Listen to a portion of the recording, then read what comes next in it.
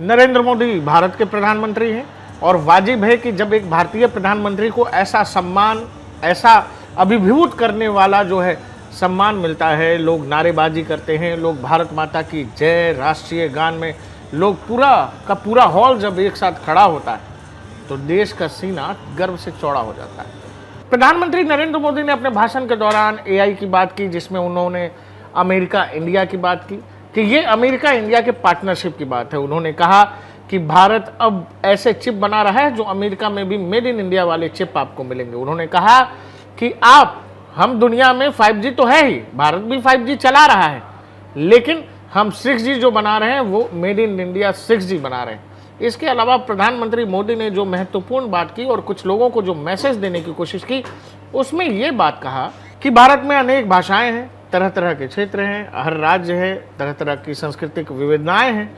बावजूद इसके ये जो भारत है वो एक है, भारत की विरासत एक है और वहाँ के लोग बहुत कुछ करने को तैयार हैं और दुनिया ये देखेगी।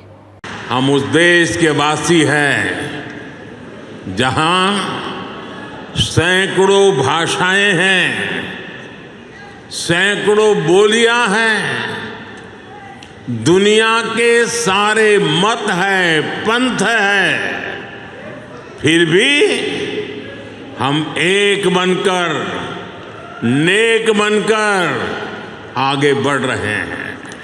आखिर प्रधानमंत्री तमाम भाषाओं और संस्कृति का जिक्र क्यों कर रहे थे? तो शायद वो इसीलिए कर रहे थे क्योंकि अभी अभी एक और नेता भारत से अमेरिका गए हुए थे और उन्होंने ये बताया कि हिंदी बनाम अदर लैंग्वेज की भाषा मतलब का हिसाब इस देश में है। और उन्होंने शायद ऐसे संकेत देने की कोशिश की कि इस देश में हिंदी बनाम अलग भाषाओं की एक कोई लड़ाई चल रही है, क्षेत्रवाद की बात की।